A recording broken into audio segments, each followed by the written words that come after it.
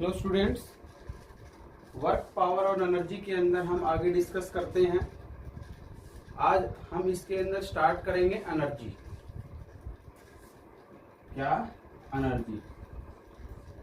इससे पहले हमने वर्क पढ़ लिया था और पावर पढ़ लिया था और उसके क्वेश्चंस हमने कुछ करे थे। आज डिस्कस करेंगे एनर्जी। एनर्जी किसे कहते हैं? जैसे हिंदी में कहते हैं ऊर्जा, ठीक है। तो एनर्जी किसे कहोगे? Ability of a body to do work, काम करने की जो क्षमता है, ठीक है, उसे क्या कहते हैं? हम एनर्जी कहते हैं। The ability of a body to do work, ठीक है, वो क्या कहलाएगी? एनर्जी कहलाएगी, ठीक है। काम करने की क्षमता, कैपेसिटी, एबिलिटी, कुछ भी कह दो, हम उसे क्या कहेंगे? एनर्जी कहेंगे। मीन्स एनर्जी निकालने के लिए हमें क्या करना पड़ेगा? वर्क करना पड़ेगा। तो जो काम है, जो वर्क है, वही क्या है? एनर्जी। काफी इसकी फॉर्म्स होती है एनर्जी की, ठीक है। मीन्स मैकेनिकल एनर्जी हो गई, केमिकल एनर्जी हो गई, इलेक्ट्रिकल एनर्जी हो गई, न्यूक्लियर एनर्जी हो गई, दुनिया भर की इसकी क्या है? फॉर्म्स ऑफ एनर्जी है। जैसे फॉर्म्स ऑफ एनर्जी की बात करते हैं तो मैकेनिकल एनर्जी हो गई, सुनते हैं ना हम, केमिकल एनर्जी हो गई, इलेक्ट्रिकल एनर्जी हो गई, न्यूक्लियर एनर्जी, जैसे न्यूक्लियर पावर प्लांट होते हैं तो न्यूक्लियर एनर्जी, मैग्नेटिक एनर्जी, दोनों को मिला दे इलेक्ट्रोमैग्नेटिक एनर्जी। तो इस तरह से क्या है कि बहुत ही डिफरेंट फॉर्म्स ऑफ क्या है अपने पास? एनर्जी है। एनर्जी की काफी अपने पास क्या है? फॉर्म्स है। लाइट एनर्जी, हीट एनर्जी, इस तरह से, ठीक है। बहुत सारी एनर्जी की क्या है? फॉर्म्स हैं। Light energy, heat energy, etcetera, काफी है, ठीक है। हम यहाँ पे हम तो जैसे इस चैप्टर के अंदर मेनली तो हम यही डिस्कस करेंगे, क्या? मैकेनिकल एनर्जी, ठीक है, जो कि दो फॉर्म होती हैं जिसकी, काइनेटिक एनर्जी और क्या? पोटेंशियल एनर्जी, ठीक है, मेनली। तो बाकी ये डिफरेंट क्या है? फॉर्म्स ऑफ एनर्जी है। तो सभी एनर्जी की जो यूनिट्स है, ठीक है, जो डायमेंशन है वो सेम होगा और यूनिट और डायमेंशन किसके इक्विवेलेंट हो गए? वर्क के। हमने बताया था पहले भी कि जो वर्क के डायमेंशन है, क्योंकि ability of a body to do work है, तो वर्क का जो डायमेंशन है, वर्क की जो यूनिट्स हैं, वही यूनिट्स किसकी होंगी? एनर्जी की होगी। तो इसका डायमेंशन क्या लिख दोगे? Dimension of energy, dimension of energy, वही जो वर्क का लिखना है। क्या होगा? एनर्जी का डायमेंशन होगा m1L2T-2, जो कि वर्क का जो डायमेंशन होता है वही डायमेंशन किसका? एनर्जी का होगा, ठीक है। और इसकी यूनिट्स भी वही होंगी, सेम टू सेम। इसकी क्या लिखनी है? यूनिट्स लिखनी है। ऐसे कैसे लिखोगे? एसआई सिस्टम के अंदर, सीजीएस सिस्टम के अंदर। तो इसका डायमेंशन ऑफ एनर्जी वही हुआ जो किसका? वर्क का डायमेंशन होता है। और इसकी यूनिट्स भी हम वही लिखेंगे जो किसकी यूनिट्स हैं? वर्क की यूनिट्स हैं, ठीक है। जैसे इसकी यूनिट्स हम लिखेंगे, एनर्जी की यूनिट्स की बात यदि करते हैं, यूनिट्स ऑफ एनर्जी, ठीक है।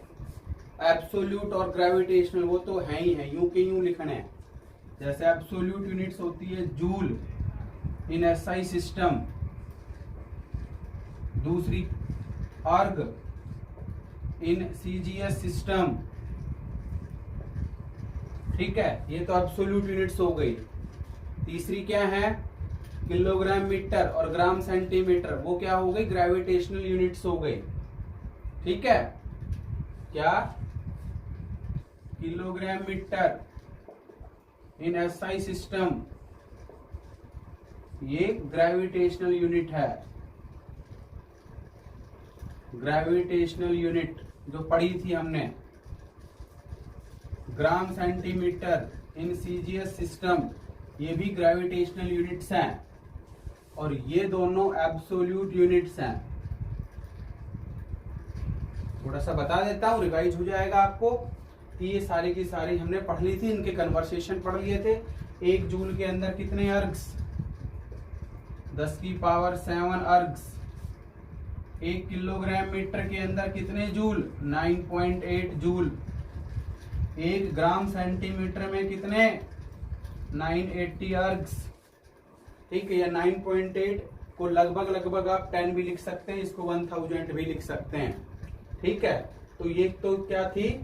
एब्सोल्यूट और ग्रेविटेशनल यूनिट्स वर्क की, और वही एनर्जी की होंगी। और भी बात करते हैं हम कैलोरी। ये भी हमने सुना है कैलोरी। कितने कैलोरी अमाउंट ऑफ एनर्जी एक अडल्ट को चाहिए, हमें चाहिए दिन भर काम करने के लिए, बहुत अच्छे से आप जानते हैं। कैलोरी के अंदर जो जूल होते हैं, 1 कैलोरी लगभग 4.2 जूल। वैसे तो 1.482 होते हैं, लगभग लगभग 1.482। ठीक है, तो अप्रोक्सीमेट की यदि बात करोगे तो 1 कैलोरी हो जाएगा 4.2 जूल। कैलोरी हो गई 4.2 जूल लगभग लगभग। सिक्स्थ इलेक्ट्रॉन वोल्ट, ये छोटी यूनिट है एनर्जी की। इलेक्ट्रॉन वोल्ट इसको लिखते हैं ईवी से। जैसे पोटेंशियल जानते हैं हम, पोटेंशियल V बराबर होता है क्या? W/Q। ये 10th में पढ़ा होगा। V बराबर W/Q। तो W हो गया कितना? Q into V। तो ये जूल होगा कब? जब ये कूलाम हो जाए और ये क्या हो जाए? वोल्ट हो जाए। तो 1 जूल इज इक्वल टू किसके बराबर? 1 कूलाम और इंटू 1 वोल्ट। इसकी वैल्यू यहां से अब निकाल दो। तो 1 इलेक्ट्रॉन वोल्ट होगा क्या? एक इलेक्ट्रॉन में कितना चार्ज? 1.6 इंटू 10⁻⁻19 कूलाम, और वोल्ट एज इट इज। तो 1 इलेक्ट्रॉन वोल्ट हो गया 1.6 इंटू 10⁻⁻19, और कूलाम वोल्ट क्या? जूल। तो 1 इलेक्ट्रॉन वोल्ट में हो गए 1.6 इंटू 10⁻⁻19 जूल। ये एनर्जी की छोटी यूनिट है, और ये पढ़ते भी हैं हम 10th क्लास के अंदर की जो पोटेंशियल है V बराबर होता है W/Q। तो W हो गया Q इंटू V। तो इसको जूल कब उगाओगे? चार्ज को कूलाम में लेओगे और पोटेंशियल को वोल्ट में लेंगे। तो इलेक्ट्रॉन वोल्ट को हम यहाँ से लिख देंगे।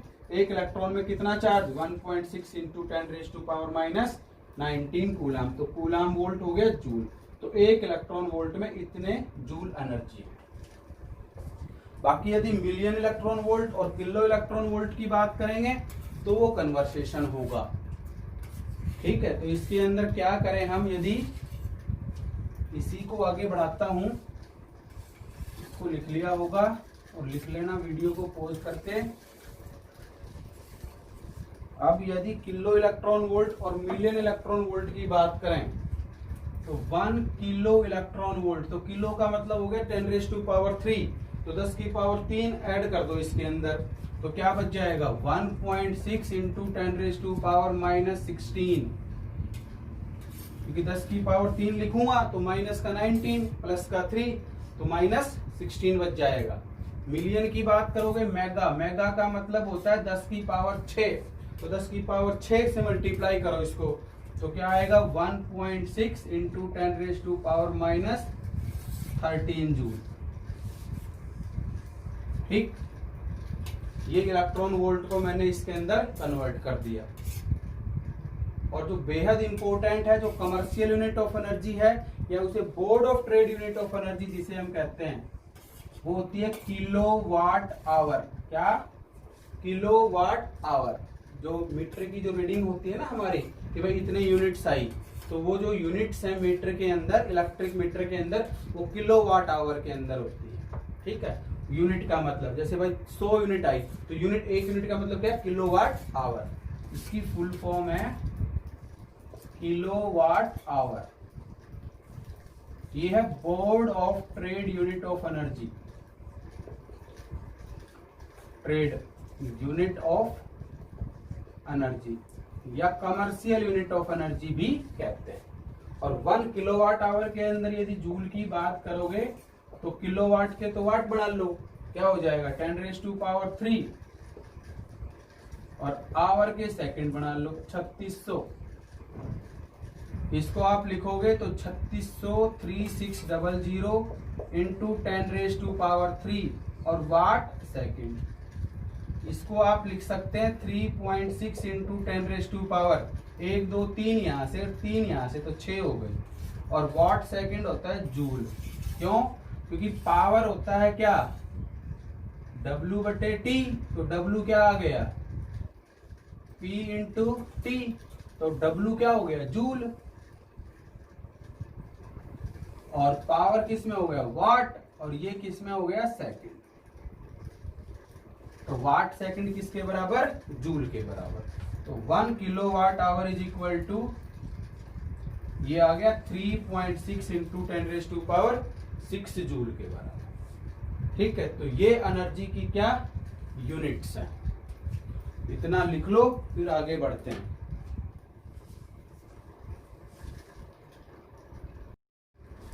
तो यूनिट्स हमने पढ़ी, डिस्कस करी।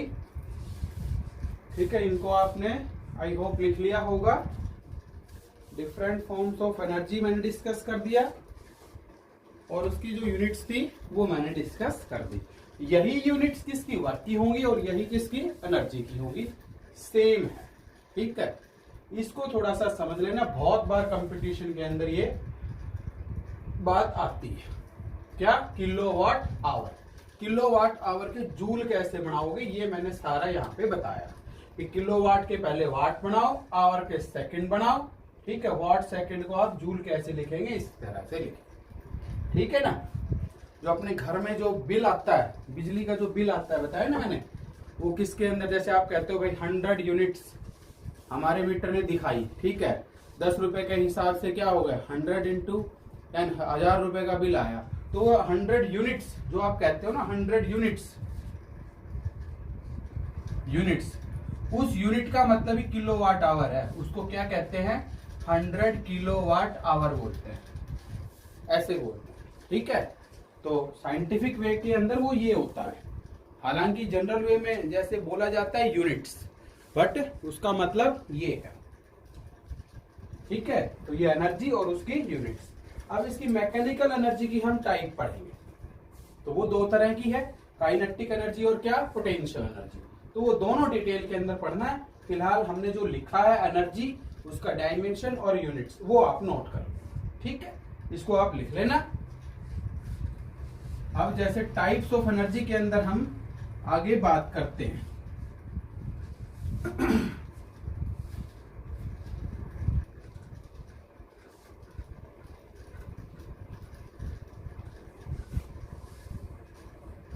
Types of energy, types of ये कह दो मैकेनिकल एनर्जी एक तरह से। तो पहली है काइनेटिक एनर्जी। ठीक है, वो एनर्जी जो मोशन के कारण हो। किसके कारण?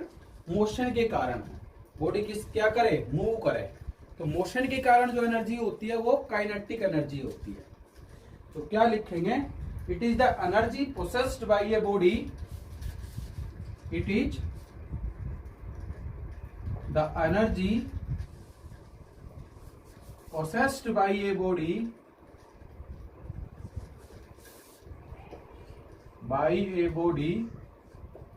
by virtue of its motion।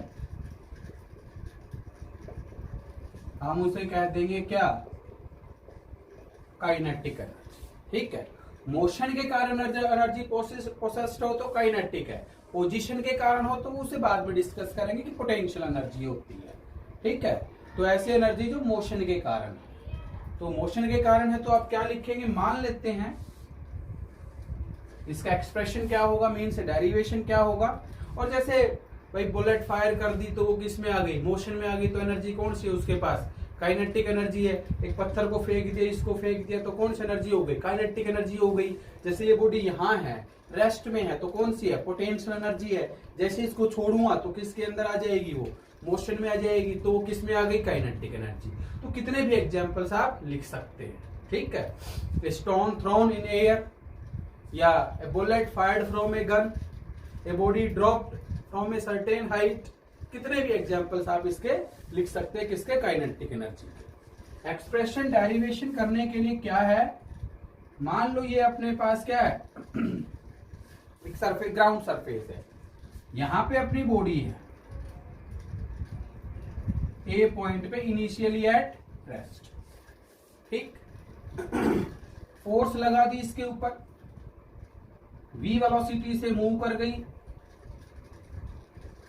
और कुछ टाइम पर कहां पहुंच गई, b पॉइंट पर पहुंच गई, कितना डिस्टेंस s, ठीक है। तो काइनेटिक एनर्जी कितनी होगी, काइनेटिक एनर्जी कितनी होगी, जैसे इस बॉडी को यहां से छोड़ दूं ग्राउंड सरफेस से पहुंच जाएगी, कितनी काइनेटिक एनर्जी होगी वो हमें यहाँ पे निकालना है। तो सीधी सी बात, वर्क ही निकालना है। वर्क किसके बराबर, F इंटू एस हो गया। F किसके बराबर, ma, समझ गया नहीं समझ गए क्या, F इज इक्वल टू क्या हो गया, ma, a निकाल रहा हूं, तो क्या इक्वेशन होती है आपके पास, third equation, v square minus u square किसके बराबर, 2as। तो v स्क्वायर, u की वैल्यू कितनी है 0, तो 0 का square 0 is equal to 2as। तो a किसके बराबर आ गया, v स्क्वायर बाई 2s, इसकी वैल्यू यहां पे पुट कर दो और यही वर्क क्या आएगा, क्या बताया, काइनेटिक एनर्जी में m इंटू क्या आ गया, v square by 2s into s, s से s कट गया तो काइनेटिक एनर्जी क्या आ गई, हाफ ऑफ mv स्क्वायर, क्या आई kinetic energy, half of mv square. और ये आप जानते भी हैं वैसे, जैसे काइनेटिक एनर्जी, पोटेंशियल एनर्जी आप लोगों ने पढ़ भी रखी है, सुन भी रखी है। तो काइनेटिक एनर्जी आई अपनी क्या, हाफ mv स्क्वायर, ठीक है, समझ आया होगा आई होप। इसका दूसरा मेथड और देखते हैं, एक मेथड तो ये है इसका, इसके दूसरे मेथड की और बात करते हैं कि दूसरे वे के अंदर इसको हम किस तरह से क्या प्रूव कर सकते हैं। अल्टरनेटिव मेथड लिखिए इसका, एक तो ये लिख लो, दूसरा इसका अल्टरनेटिव मेथड लिखिए।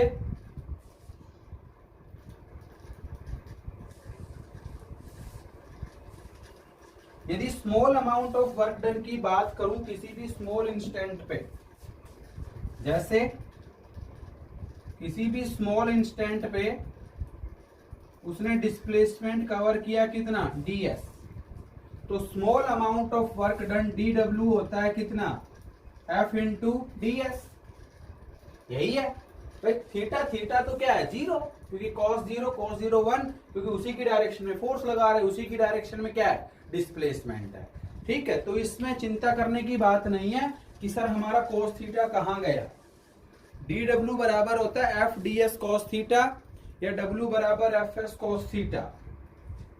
वो क्या होगा कि जब डायरेक्शन फोर्स की डिस्प्लेसमेंट की सेम हो जाती है तो वहां पे थीटा की वैल्यू 0 हो जाती है और cos 0 1 होता है। ये किसके बराबर आया, अभी अभी लिखा ही है, ma f की वैल्यू, तो ma into D S as it is. Instantaneous acceleration होता है a बराबर क्या, ये भी जानते हो आप क्या, dv अपॉन dt होता है, यहां पुट कर दो, और dw बराबर क्या आ गया, m dv बाई dt और इनटू क्या हो गया ds। अब इस ds को पहले लिख दो, dv को बाद में लिख दो, एक ही बात है। m ds को पहले लिख दिया, ds बाई dt और इनटू क्या आ गया dv एज इट इज, और ds बाई dt क्या होता है, वेलोसिटी, तो mv और इनटू क्या dv। इतना समझ गए होंगे, इतना हम समझ गए होंगे, ठीक है, ध्यान से समझना इसको, ठीक है। तो dw बराबर f इंटू ds, तो यहां से मैंने f की वैल्यू ma लिखी और a की वैल्यू क्या होती है dv बाई dt, वो लिख दी। ds को पहले लिख दिया, dv को बाद में लिख दिया, बट ds बाई dt आप जानते हो क्या होता है, वेलोसिटी। क्या होता है, ds बाई। अब यहां से इसको क्या कर लो, इंटीग्रेट कर लो। तो इंटीग्रेटिंग बोथ साइड्स, और अच्छे से इंटीग्रेशन आपको आता ही है। तो इंटीग्रेट आप यहां से करोगे, इतना नोट कर लो, फिर मैं इसको इंटीग्रेट कर रहा हूं यहां से। तो इसको आप इंटीग्रेट करोगे, इसको हटा देता हूं, जरूरत नहीं है। हाँ, इनिशियल वेलोसिटी लिमिट का देख लो, 0 से लेकर के क्या है, v तक है। लिमिट कहां से कहां तक है, 0 से v तक है। ठीक है, इसको हटा देते हैं। तो w इज dw का तो इंटीग्रेशन क्या हो जाएगा, w हो जाएगा, और यही काइनेटिक एनर्जी होगी, m बाहर आ जाएगा, v इंटू डी। 0 से लेकर कहां तक है, v तक। सोल्व करो, इंटीग्रेशन हमें आता ही है, और इंटीग्रेशन का फॉर्मूला है आपका क्या, जैसे यदि x की power n into D x होता है तो क्या लिखते हो, x की power n plus 1 upon n plus 1, limit initial से फाइनल। तो यहाँ पे लिख दो। तो ये काइनेटिक एनर्जी हो गई, m एज इट इज क्या आ जाएगा, v स्क्वायर बाई 2। v की पावर कितनी है, यहाँ पे 1 है, तो v की पावर 1 प्लस 1 अपॉन 1 प्लस 1, 0 से v तक। Upper limit minus lower limit, तो m by 2, v square minus 0 का स्क्वायर तो 0 ही होता है। तो काइनेटिक एनर्जी आ गई, वही आएगा, फॉर्मूला वही आएगा, half of mv square, half of mv square. ये नोट कर लो।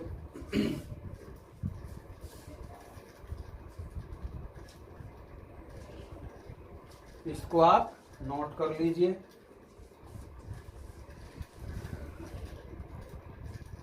ठीक है,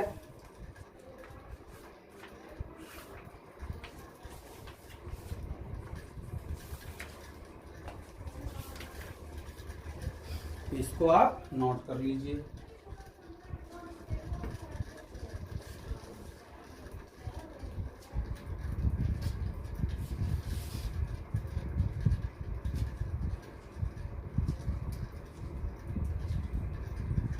ठीक है ना, काइनेटिक एनर्जी आ गया। लीनियर मोमेंटम के साथ इसका रिलेशन और कर लेते हैं, उसके बाद उसके ऊपर बहुत ही इंपॉर्टेंट क्वेश्चंस आते हैं, वो हम डिस्कस करेंगे। काइनेटिक एनर्जी का एक रिलेशन है लीनियर मोमेंटम के साथ, वो और करते हैं, फिर उसके बाद हम वर्क एनर्जी थ्योरम पे चलेंगे।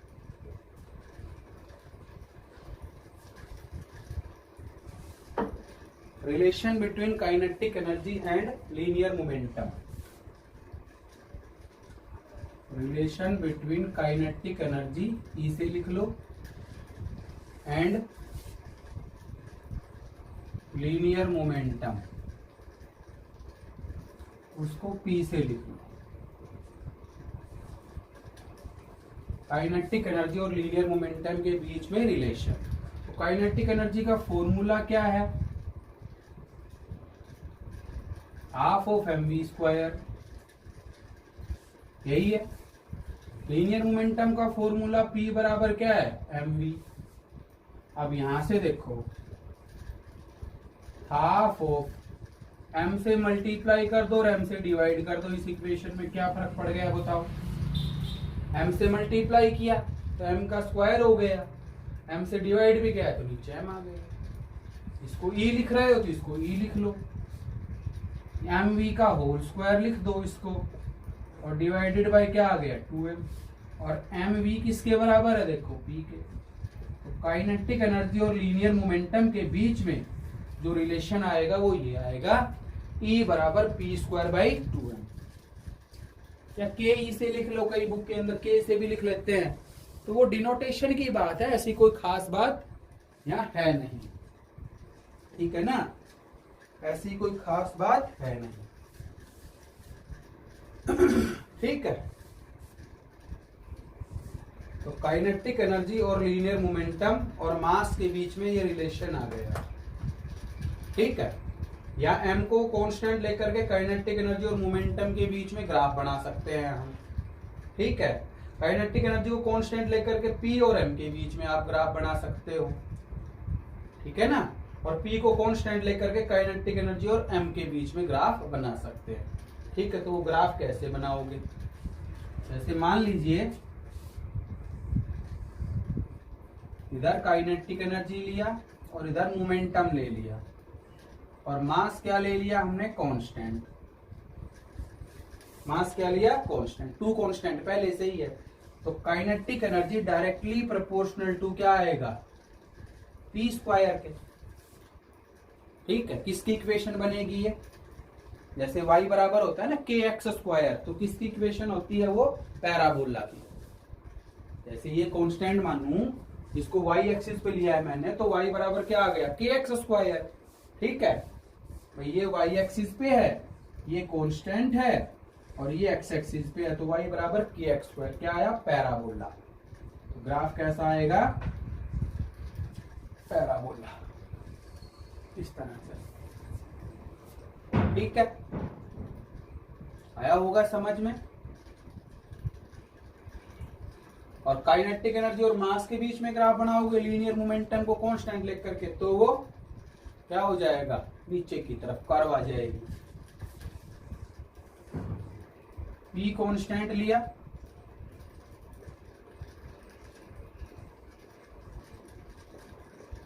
तो kinetic energy inversely proportional to mass, जैसे वेरिएबल मास सिस्टम लेते हैं तब की बात, ठीक। और p और m के बीच में बनाओगे तो अंडर रूट m के आएगा, ये काइनेटिक एनर्जी कांस्टेंट लेओगे तो ऊपर की तरफ आ जाएगी कर्व।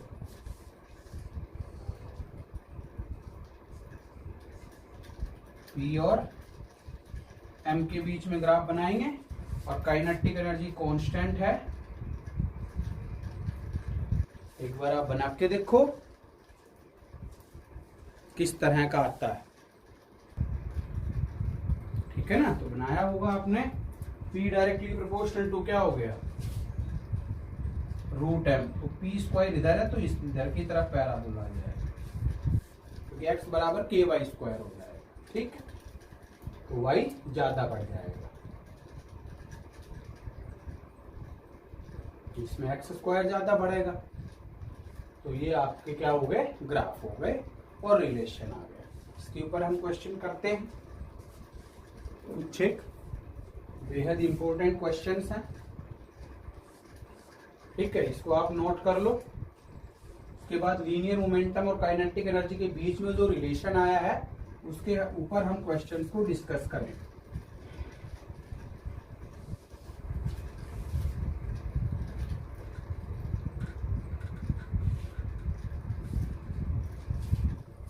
जैसे क्वेश्चन करते हैं एक, a light body जिसका मास m1 है एंड ए हैवी बॉडी जिसका मास m2 है, हैव सेम लीनियर मोमेंटम, ठीक है, सेम लीनियर मोमेंटम है। तो क्वेश्चन है which one have greater kinetic energy, greater kinetic energy, किसकी काइनेटिक एनर्जी ज्यादा होगी, लाइट बॉडी की या हैवी बॉडी की, या दोनों की सेम रहेगी, या कुछ भी कह नहीं सकते। इस तरह से आप ऑप्शन ले सकते हैं, ठीक है ना। तो यहां से आप सोचो कैसे करोगे, बहुत आसान सी बात है, पहले खुद ट्राई करना। एक हैवी बॉडी हो गई, एक लाइट बॉडी हो गई, दोनों का मास m1 और m2 तो आप जान गए होंगे। m1 का मास जो है m2 से क्या है, कम है, और दोनों का मोमेंटम सेम है। मोमेंटम दोनों का क्या है, सेम है, p1 भी p के बराबर है और p2 भी क्या, p के बराबर है। तो काइनेटिक एनर्जी का फॉर्मूला क्या आता है, पी स्क्वायर बाई 2m। अब मोमेंटम सेम है तो p तो कांस्टेंट हो गया, m2 वैसे ही कांस्टेंट है, तो kinetic energy inversely proportional to mass. ठीक, तो मास किसका ज्यादा? हैवी बॉडी का। काइनेटिक एनर्जी किसकी कम? हैवी बॉडी की। लाइटर बॉडी का मास कम है तो काइनेटिक एनर्जी ज्यादा हो जाएगी भाई, m1 लेस देन m2। तो ये कम आएगा तो ये ज्यादा आएगी, तो kinetic energy of lighter body is greater. Lighter body की काइनेटिक एनर्जी ज्यादा होगी। ठीक, इसको नोट कर लो।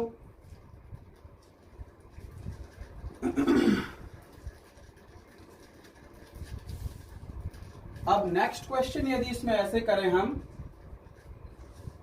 इसी तरह से लें, इसी क्वेश्चन को थोड़ा सा चेंज कर दूं मैं, ये ले लिया।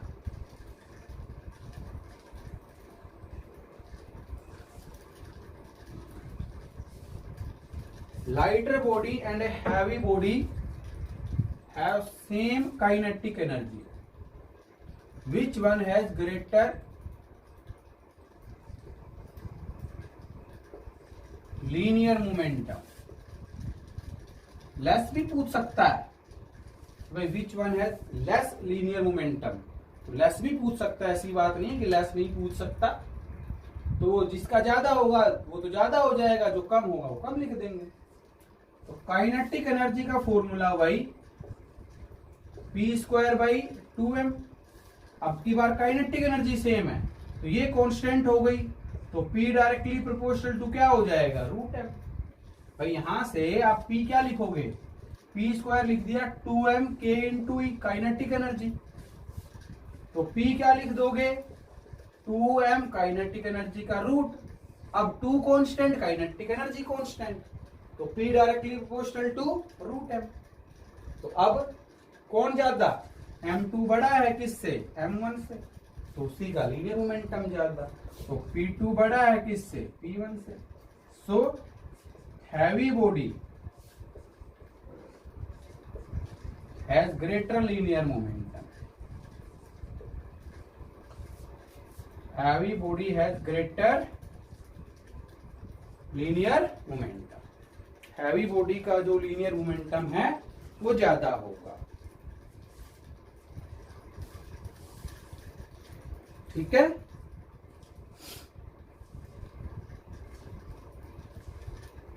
तो ये कंसेप्चुअल क्वेश्चन था एक। अब इस पे यदि न्यूमेरिकल की बात करूं, मान लो क्वेश्चन की, छोटा सा क्वेश्चन और ले हम, इसको नोट कर लो। अब इस पे क्वेश्चन और लें इस तरह से,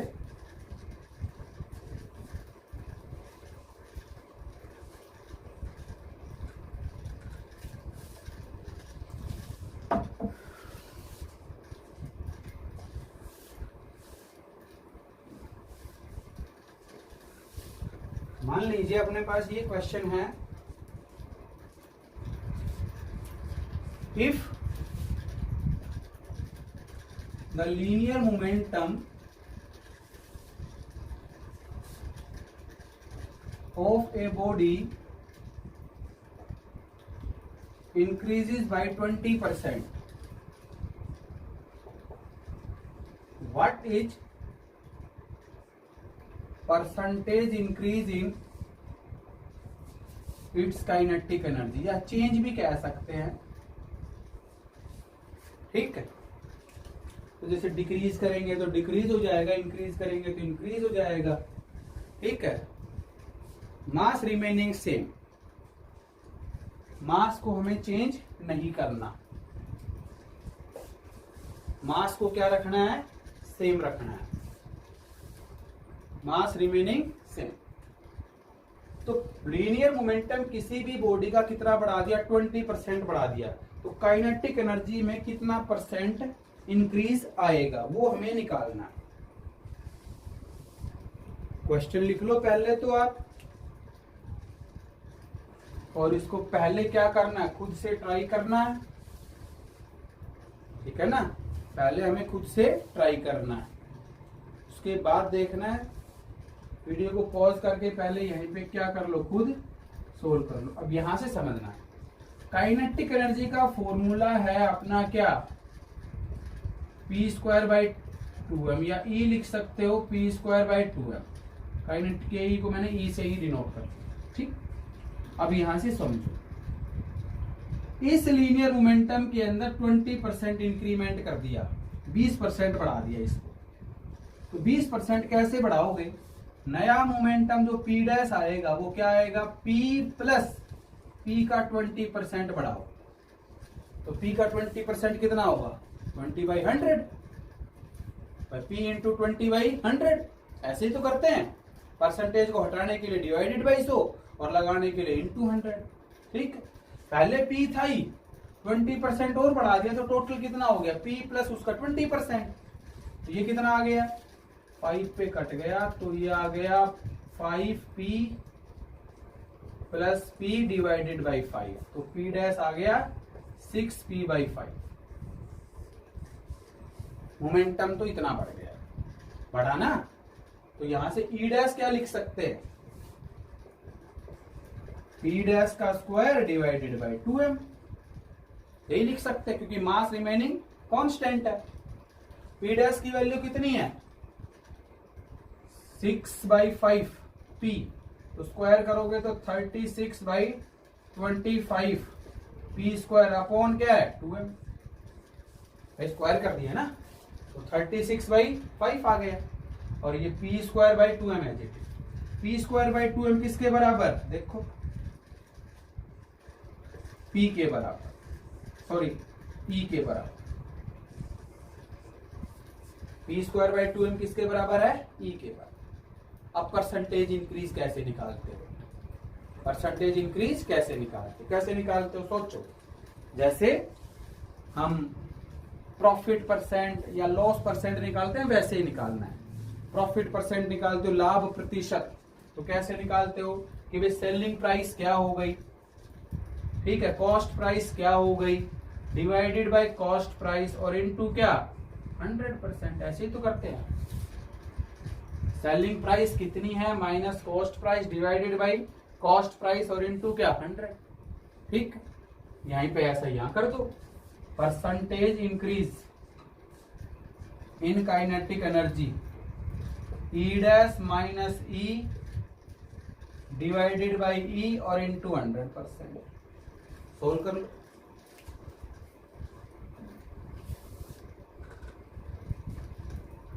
सोल्व कर लो, करो कितना आंसर आता है। E dash minus E divided by E into 100%। तो ये आ गया अपने पास क्या, 36/25 माइनस 1।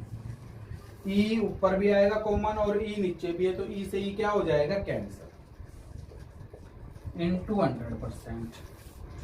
तो ये कितना आ गया, इसको सोल्व कर लो, ठीक है। इसको सोल्व करता हूं तो percentage increase in kinetic energy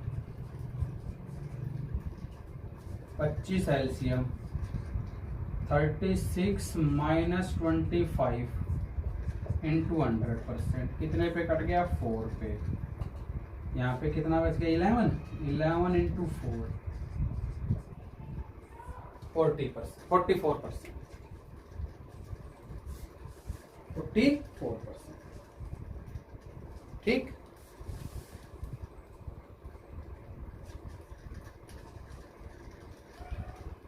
ऐसे ही आप खुद एक क्वेश्चन करेंगे कि यदि काइनेटिक एनर्जी के अंदर परसेंटेज बढ़ा दे तो पोटेंशियल मतलब लीनियर मोमेंटम के अंदर कितना परसेंट इंक्रीमेंट आएगा, ठीक है। वो भी क्वेश्चन आप करेंगे। इससे जस्ट उल्टा एक क्वेश्चन लिख लो, खुद करेंगे, होमवर्क है कि percentage increase in kinetic energy of a body 20%, what is the percentage increase in its linear momentum. Means इसी क्वेश्चन के अंदर लीनियर मोमेंटम की जगह काइनेटिक एनर्जी लिख दो और काइनेटिक एनर्जी की जगह लीनियर मोमेंटम लिख दो। समझ गए ना? इसी क्वेश्चन के अंदर लीनियर मोमेंटम की जगह काइनेटिक एनर्जी लिख दो, काइनेटिक एनर्जी की जगह लीनियर मोमेंटम लिख दो। ठीक है, ये क्वेश्चन आप खुद सोल्व करेंगे। बाकी नेक्स्ट वीडियो के अंदर हम इसका सॉल्यूशन बताएंगे और भी कोई इसके ऊपर क्वेश्चन हम डिस्कस करेंगे और नेक्स्ट वीडियो के अंदर वर्क एनर्जी थ्योरम भी हम पढ़ेंगे। तो आई होप इतना आप समझ गए होंगे। इसको नोट करना, नोट्स बनाते रहना साथ साथ। Thank you.